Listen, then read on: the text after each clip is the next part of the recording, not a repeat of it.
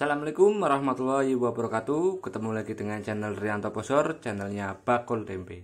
Oke, dalam kesempatan video kali ini kita akan sedikit menjelaskan mengenai tentang perendaman ya. Oke, sebelumnya saya adalah seorang bakul tempe ya, jadi bukan seorang pakar atau peneliti atau apapun. Jadi ilmunya itu mungkin ilmu pas-pasan ya, yang kita ketahui secara pengalaman saja ya. Kan tetapi dalam video ini ada beberapa sumber yang saya ambil dari teman, dari guru saya di suatu komunitas mengenai perendaman ya. Oke, kita langsung saja mulai ya. Ini adalah kondisi air bersih dan kita akan masukkan kedelai setelah perebusan ya. Setelah perebusan kita tiriskan sebentar, kita rendam kira-kira seperti ini. Kita akan coba perendaman kira-kira seperti ini ya.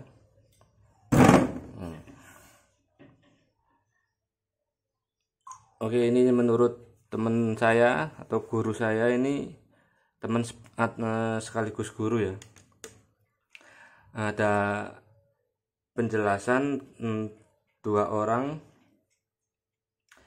Yang pertama itu penjelasan pertamanya itu ini kedelai di dalamnya ini masih mengandung karbohidrat ya. Pastinya kalau kita habis rebus itu kita cicipi masih khas kedelai ya, masih enak dimakan. Nah, setelah mengalami perendaman ini dengan air bersih ini, biasanya itu air bersih ini biasanya masuk dan mengeluarkan karbohidratnya ya, ataupun terdorong keluar dengan bantuan air bersih ini, akan keluar sedikit demi sedikit, dan karbohidrat yang keluar itu akan menjadi zat asam laktat ya, yang katanya itu zat karbohidratnya itu dirubah oleh bakteri Lactobacillus apa itu ya. Nah, bakterinya itu bisa hidup itu katanya sekitar suhunya itu 12 derajat sampai dengan 40 derajat Celcius ya, mulai aktivitas untuk mulai proses fragmentasinya ya. Oke, setelah itu biasanya proses pengeluaran zat karbohidratnya itu biasanya bisa mencapai titik tuntas ya. Tuntas keluar semua itu biasanya itu 24 jaman ya. 24 jaman bisa tuntas. Nah, ataupun kalau sudah lebih biasanya itu sudah menjadi zat asam laktat ya. Biasanya ini airnya ini kira-kira sekitar 24 jaman itu menurut saya sudah maksimal ya, kira-kira seperti ini. Nah, akan keluar sedikit demi sedikit mencapai titik tuntasnya itu biasanya 24 jaman, ataupun kalau lebih biasanya itu zat asam laktatnya ini bisa biji kedelai bisa terkontaminasi lagi kemasukan zat asam laktat ini ya, yang kadang biasanya kalau lebih lebih dari 1 hari, biasanya itu kedelai itu atau bau airnya ini berasa sangat kecut sekali ya, atau asam sekali ya. Maka dari itu untuk menghasilkan tempe yang baik itu biasanya itu kita harus mengolahnya itu biasanya maksimalnya itu kalau menurut teman-teman itu sekitar 24 jaman bagus ya. Adapun kalau misalnya kurang dari 24 jam, bisa saja dengan catatan mungkin kedelai ini sudah terpecah jadi 2 ya. Jadi untuk pengeluaran zat karbohidratnya itu maksimal ya, cepat ya. Makanya asamnya itu lebih cepat keluar dan pastinya akan memangkas perendaman ya.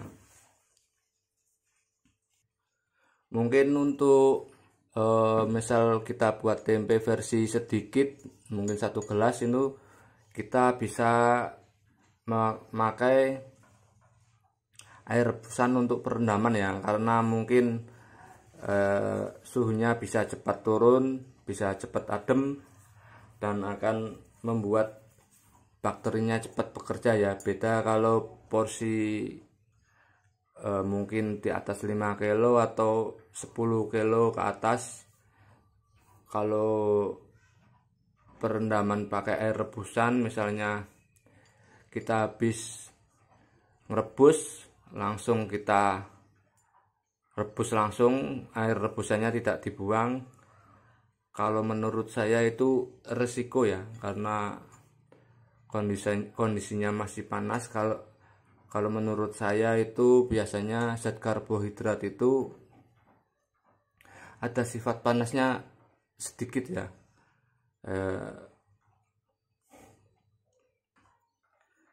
Beda kalau kita membuat kapasitas yang lebih, misalnya kalau saya 60 kilo nggak berani banyak-banyak terendam air panas ya, karena juga metode saya pakai rebus 1 kali dan peragian basah. Jadi mungkin kalau menurut saya untuk versi tertentu ada ukurannya untuk perendaman ya. Mungkin sekitar porsi sedikit itu bisa pakai air rebusan, karena mungkin akan cepat turun suhunya. Tapi beda kalau mungkin sudah ukuran 3 kilo atau 5 kilo atau 10 ke atasan, itu mungkin gak berani pakai air rebusan ya. Jadi pengrajin tempe itu di seluruh Indonesia itu ada banyak cara atau metodenya. Mungkin kalau kita bisa berkreasi atau mencari resep-resep kita sendiri dengan cara terus belajar untuk berkreasi atau melakukan uji coba untuk menghasilkan tempe yang kita ekspektasikan ya, atau yang kita inginkan, bisa melalui terus uji coba dengan belajar. Mungkin sekarang sudah banyak media-media untuk kita mencari resep pas dalam pengolahan tempe ya.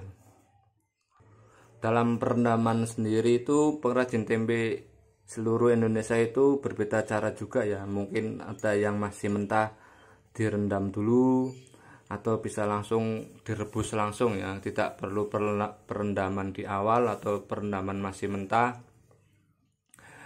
Pokoknya banyak metode atau banyak cara untuk membuat tempe ya.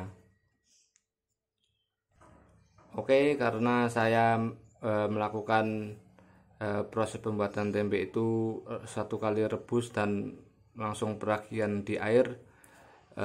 Untuk kematangan kedelai kira-kira saya 70% 80%-an matang ya, kira-kira seperti ini.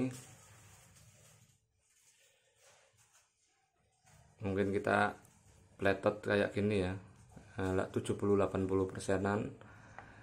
Ini kematangannya buat dalam proses perendaman itu mudah atau cepat keluar zat karbohidratnya untuk diproses fermentasi menjadi zat asam ya. Oke, mungkin sampai di sini dulu ya videonya. Mungkin kalian bisa aplikasikan sendiri, karena dalam proses perendaman ini dalam pembuatan tempe itu sangat penting ya. Ini mungkin bisa yang bisa mengakibatkan berbagai masalah dalam tempe seperti error, cepat busuk, tidak tumbuh jamur atau yang lainnya ya.